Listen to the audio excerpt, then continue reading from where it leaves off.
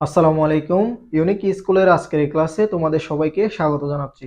আজকে আমরা আলোচনা করব নবম দশম শ্রেণীর ফিনান্স ও ব্যাংকিং বইয়ের একাদশ অধ্যায়। অধ্যায়টির নাম হচ্ছে ব্যাংকের আমানত। চলো শুরু করি।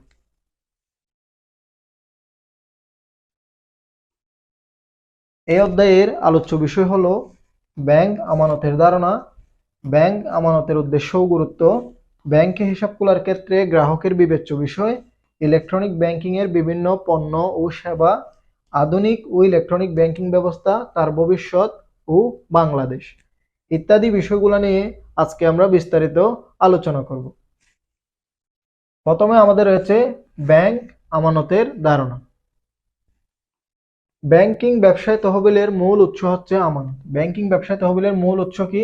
আমানত। এমসিকিউর জন্য খুবই গুরুত্বপূর্ণ। ব্যাংক তহবিলের মূল উৎস কি? আমানত। ব্যাংকের আমানত বিভিন্নভাবে সংগৃহীত হয়ে থাকে, অর্থাৎ বিভিন্ন ব্যাংক বিভিন্নভাবে তাদের আমানত সংগ্রহ করে থাকে। বিশেষ করে বাণিজ্যিক ব্যাংক বিভিন্ন প্রকার হিসাব খোলার মাধ্যমে আমানত সংগ্রহ করে থাকে। বাণিজ্যিক ব্যাংক কিভাবে আমানত সংগ্রহ করে থাকে? বিভিন্ন প্রকার হিসাব খোলার মাধ্যমে।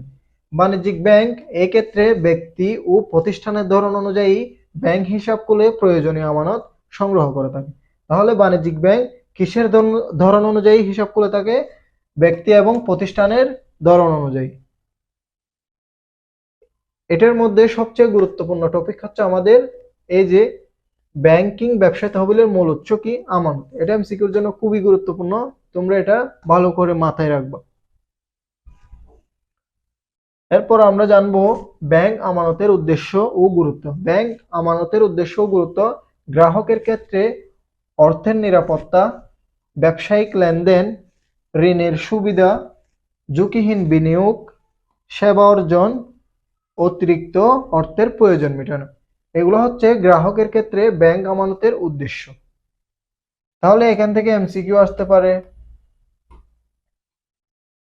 নিচের কোনটি ব্যাংক আমানতের উদ্দেশ্য গ্রাহকের ক্ষেত্রে? তাহলে তোমাকে চারটা অপশন দিবে, চারটা অপশন থেকে এখান থেকে একটা অপশন দিবে যেটা হচ্ছে তোমার সঠিক উত্তর। তাই তোমাকে এই বিষয়গুলো ভালোভাবে মাথায় রাখতে হবে। ব্যাংক আমানতের উদ্দেশ্য ও গুরুত্ব: গ্রাহকের ক্ষেত্রে রয়েছে নিরাপত্তা, অর্থের নিরাপত্তা, ব্যবসায়িক লেনদেন, ঋণের সুবিধা, ঝুঁকিহীন বিনিয়োগ, সেবা অর্জন, অতিরিক্ত অর্থের প্রয়োজন মেটানো। এর পরবর্তী আমরা দেখব ব্যাংকের ক্ষেত্রে। ব্যাংকের ক্ষেত্রে হচ্ছে আমানত গ্রহণ, বিনিয়োগ, বৈদেশিক বিনিময়। তাহলে ব্যাংক আমানতের উদ্দেশ্য ও গুরুত্ব ব্যাংকের ক্ষেত্রে হচ্ছে তিনটি। একটা হচ্ছে আমানত গ্রহণ, একটা হচ্ছে বিনিয়োগ, আর একটা হচ্ছে বৈদেশিক বিনিময়। সামগ্রিক অর্থনৈতিক উন্নয়নের ক্ষেত্রে ব্যাংক আমানতের উদ্দেশ্য ও গুরুত্ব হচ্ছে সঞ্চয় প্রবণতা সৃষ্টি, পুঁজি বা মূলধন গঠন, বিনিয়োগ ও উৎপাদন, কর্মসংস্থান, আন্তর্জাতিক বাণিজ্য। এগুলো হচ্ছে সামগ্রিক অর্থনৈতিক উন্নয়নের ক্ষেত্রে ব্যাংক আমানতের উদ্দেশ্য ও গুরুত্ব। এখন আমরা জানবো ব্যাংক হিসাবের প্রকারভেদ, অর্থাৎ ব্যাংক হিসাব কত প্রকার রয়েছে। এর মধ্যে প্রথমে রয়েছে চলতি হিসাব, দ্বিতীয় রয়েছে সঞ্চয় হিসাব, তৃতীয় রয়েছে স্থায়ী হিসাব। এগুলো হচ্ছে ব্যাংকের প্রধান হিসাব।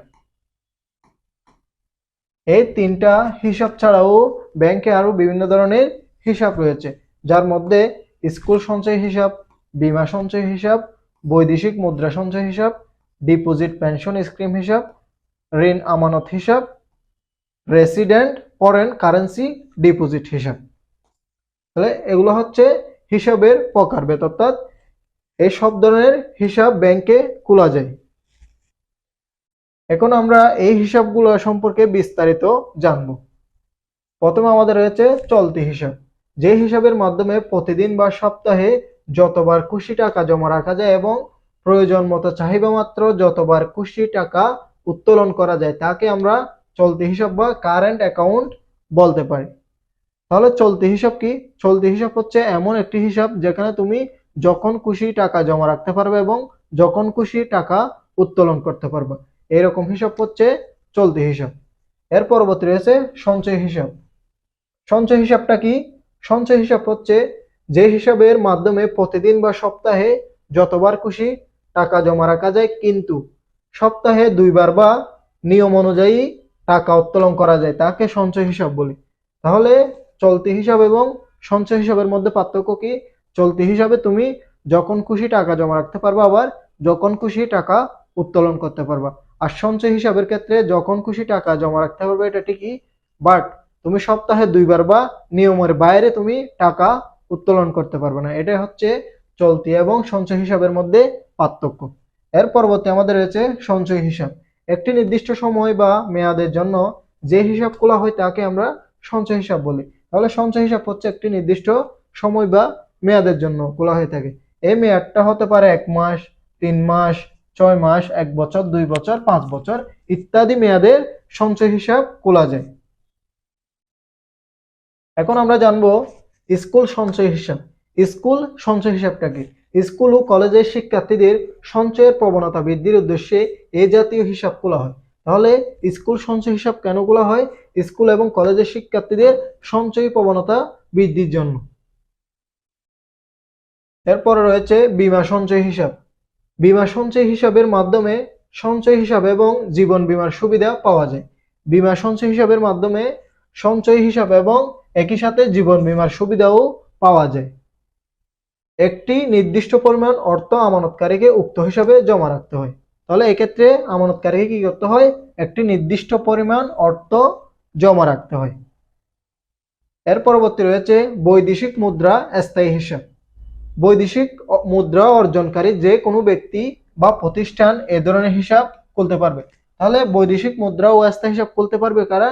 যারা হচ্ছে বৈদেশিক মুদ্রা অর্জন করে এমন ব্যক্তি বা প্রতিষ্ঠান। এ জাতীয় হিসাবে একমাত্র বৈদেশিক মুদ্রার লেনদেন হয়। তাহলে বৈদেশিক মুদ্রা স্থায়ী হিসাবে শুধুমাত্র বৈদেশিক মুদ্রারই লেনদেন হয়ে থাকে। এর পরবর্তী রয়েছে ডিপোজিট পেনশন স্কিম হিসাব। এই হিসাবের মাধ্যমে প্রতি মাসে নির্দিষ্ট সময়ের মধ্যে নির্দিষ্ট পরিমাণ টাকা জমা দিতে হয়। এভাবে দীর্ঘমেয়াদে টাকা জমা করে এবং মেয়াদ শেষে এককালীন ভিত্তিতে সুদসহ সকল টাকা ফেরত দেওয়া হয়। তাহলে ডিপোজিটের পেনশন স্কিম হিসাবের ক্ষেত্রে কিরকম হয়? প্রতি মাসে নির্দিষ্ট সময়ের মধ্যে নির্দিষ্ট পরিমাণ টাকা জমা দিতে হবে। এভাবে দীর্ঘমেয়াদে অর্থাৎ দীর্ঘ একটা সময় পর টাকা জমা করে এবং মেয়াদ শেষে এককালীন ভিত্তিতে সুদসহ ফেরত পাওয়া যায়। তাহলে ডিপোজিট পেনশন স্কিমের ক্ষেত্রে হচ্ছে তুমি প্রতি মাসে বা প্রতি বছর তুমি একটা টাকা জমা রাখবা, ওই টাকাটা দীর্ঘ একটা মেয়াদের পর গিয়ে সুদসহ তুমি ফেরত পাবা। এর পরবর্তী রয়েছে আমাদের ঋণ আমানত হিসাব। ঋণ আমানত হিসাব কি? কোনো ব্যবসায়ী, শিল্পপতি বা অন্য যে কোনো ঋণ গ্রহীতা ব্যাংক হতে ঋণ গ্রহণ করলে ব্যাংক নগদ অর্থে ঋণ প্রদান না করে গ্রাহকের হিসাবে টাকা স্থানান্তর করে। ঋণ গ্রহীতা তার প্রয়োজন অনুযায়ী উক্ত হিসাব হতে চেক কেটে টাকা উত্তোলন করে। চেকের মাধ্যমে উক্ত টাকা উত্তোলন করে বিদায় পুনরায় কোনো না কোনো ব্যাংকে জমার মাধ্যমে নতুনভাবে ঋণ আমানত সৃষ্টি হয়। তাহলে ঋণ আমানত হিসাবটা কি? কোনো ব্যবসায়ী বা শিল্পপতি বা অন্য যে কোনো ঋণ গ্রহীতা ব্যাংক হতে ঋণ গ্রহণের সময় ব্যাংক তাকে সরাসরি কি নগদ টাকা না দিয়ে ব্যাংকে একটা হিসাব খোলার মাধ্যমে ওই হিসাবে টাকাগুলো কি করে হস্তান্তর করে থাকে। তাহলে ঋণ গ্রহীতা তার প্রয়োজন অনুযায়ী চেক কেটে ওই হিসাব থেকে টাকা উত্তোলন করে থাকে। চেকের মাধ্যমে উক্ত টাকা উত্তোলন করে বিদায় পুনরায় কোনো না কোনো ব্যাংকে জমার মাধ্যমে নতুনভাবে ঋণ আমানত সৃষ্টি হয়। তাহলে ঋণ আমানত হিসাবটা কিরকম? যদি তুমি ব্যাংক থেকে ঋণ নিতে যাও তখন তোমাকে ব্যাংক সরাসরি টাকা না দিয়ে একটি হিসাব খুলে দিবে, ওই হিসাব থেকে তুমি চেকের মাধ্যমে কি করবা? টাকা উত্তোলন করবা। যেহেতু তুমি চেকের মাধ্যমে টাকা উত্তোলন করতেছো, কোনো না কোনোভাবে আরেকটি ব্যাংকে কি হচ্ছে? ঋণ আমানত সৃষ্টি হচ্ছে। এটা হচ্ছে ঋণ আমানত হিসাবের মূল কথা। এর পরবর্তী রয়েছে রেসিডেন্ট ফরেন কারেন্সি ডিপোজিট হিসাব। তাহলে এই হিসাবটা কি? সাধারণত সেই সব বাংলাদেশি নাগরিকদের জন্য তৈরি যারা নিয়মিত বিদেশে সফর করেন। তাহলে রেসিডেন্ট ফরেন কারেন্সি ডিপোজিট হিসাবটা কাদের জন্য? যারা হচ্ছে নিয়মিত বিদেশে সফর করেন। বৈদেশিক সফরে সরকারি বৈদেশিক মুদ্রা ব্যবহারের কোটা অনেক সময় নিয়মিত সফরকারীদের জন্য পর্যাপ্ত না হওয়ায় এই হিসাবে বিশেষ ভূমিকা রাখে। সাধারণত আমদানি ও রপ্তানিকারীরা এবং বিদেশে কোম্পানির সাথে ব্যবসায়িক ও উপদেশমূলক সেবায় নিযুক্ত ব্যক্তিবর্গ এই হিসাবের সুবিধা নিয়ে থাকে। তাহলে রেসিডেন্ট ফরেন কারেন্সি ডিপোজিট হিসাব কারা করে থাকে? যারা হচ্ছে নিয়মিত সফর করে, বিভিন্ন বড় বড় ব্যবসায়ী, বিভিন্ন বড় বড় কোম্পানির মালিকরা হচ্ছে এ ধরনের হিসাব করে থাকে। এখন আমরা জানবো ব্যাংকে হিসাব খোলার ক্ষেত্রে গ্রাহকের বিবেচ্য বিষয়, অর্থাৎ ব্যাংকে হিসাব খোলার ক্ষেত্রে কি কি বিষয় জানতে হবে। ব্যাংকের অবস্থান সম্পর্কে জানতে হবে, দক্ষতা থাকতে হবে, বহুমুখী সেবা, বৈদেশিক বিনিময়, সুনাম, শাখা, তালিকাভুক্ত ব্যাংক, ঋণ সুবিধা, সুদ, সেবার উপর চার্জ, ইলেকট্রনিক ব্যাংকিং সেবা ইত্যাদি বিষয়গুলো সম্পর্কে ব্যাংকে হিসাব খোলার আগে গ্রাহকদের জানা উচিত। তাহলে ব্যাংকের অবস্থান সম্পর্কে অবশ্যই জানতে হবে এবং দক্ষতা থাকতে হবে, বহুমুখী সেবা আছে কিনা দেখতে হবে, বৈদেশিক বিনিময় করা যায় কিনা দেখতে হবে, সুনাম, এই ব্যাংকের সুনামটা কেমন, শাখা কয়টা আছে, তালিকাভুক্ত ব্যাংক কিনা, ঋণের সুবিধা কেমন, সুদ কেমন প্রদান করতে হবে, সেবার উপর চার্জ কেমন নেই, ইলেকট্রনিক ব্যাংকিং সেবা আছে কিনা ইত্যাদি বিষয় আমাদের তদন্ত করে দেখতে হবে ব্যাংকে হিসাব খোলার আগে। এর পরবর্তী আমরা জানবো ইলেকট্রনিক ব্যাংকিং এর বিভিন্ন পণ্য ও সেবা। তাহলে ইলেকট্রনিক ব্যাংকিং এর ক্ষেত্রে কি কি পণ্য এবং সেবা রয়েছে? ডেবিট কার্ড রয়েছে, ক্রেডিট কার্ড রয়েছে, এটিএম কার্ড রয়েছে, মোবাইল ব্যাংকিং রয়েছে, এসএমএস ব্যাংকিং রয়েছে, ইন্টারনেট ব্যাংকিং রয়েছে, any branch banking, online banking, call centre ইত্যাদি অনলাইন সেবা ব্যাংকের ক্ষেত্রে রয়েছে। এর পরবর্তী রয়েছে আধুনিক ও ইলেকট্রনিক ব্যাংকিং ব্যবস্থা, তার ভবিষ্যৎ ও বাংলাদেশ। ইলেকট্রনিক ব্যাংকিং ব্যবস্থা বর্তমানে দেশের প্রত্যন্ত অঞ্চলে স্বল্প সময়ে অর্থ স্থানান্তর, বিদেশ থেকে আসা রেমিট্যান্স বিতরণ সহ 24 ঘন্টা ব্যাংকিং সেবা মানুষের কাছে পৌঁছে দিচ্ছে।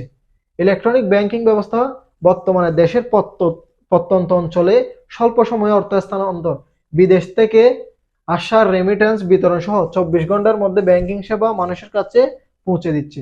এই সেবা প্রদানে প্রাথমিকভাবে বড় অঙ্কের অর্থ বিনিয়োগের প্রয়োজন হয়। এই সেবা প্রদানের ক্ষেত্রে প্রাথমিকভাবে একটা বড় অঙ্কের বিনিয়োগের প্রয়োজন হয়ে থাকে। অবশ্যই পরবর্তীতে কমিশন, সার্ভিস চার্জের মাধ্যমে স্বল্প সংখ্যক দক্ষ কর্মীর মাধ্যমে অধিকতর জনগোষ্ঠীকে সেবা প্রদান করা সম্ভব হয়। প্রতিযোগিতামূলক বাজারে ই ব্যাংকিং অর্থাৎ ইলেকট্রনিক ব্যাংকিং সেবা বাংলাদেশে সস্তা ও সহজলভ্য হওয়ার ব্যাংকিং সেবা গ্রহণকারী গ্রাহকবৃন্দ দিনে দিনে ওই সেবার দিকে দেশের বিভিন্ন অংশ থেকে আরো আগ্রহী হয়ে উঠছে এবং ই ব্যাংকিং এর জনপ্রিয়তা বাংলাদেশে উজ্জ্বল বলে প্রতীয়মান হয়। তাহলে আগে বিদেশ থেকে টাকা পাঠাতে চাইলে ব্যাংকে পাঠাতো, ব্যাংকে গিয়ে অনেক দিন সময় লাগতো।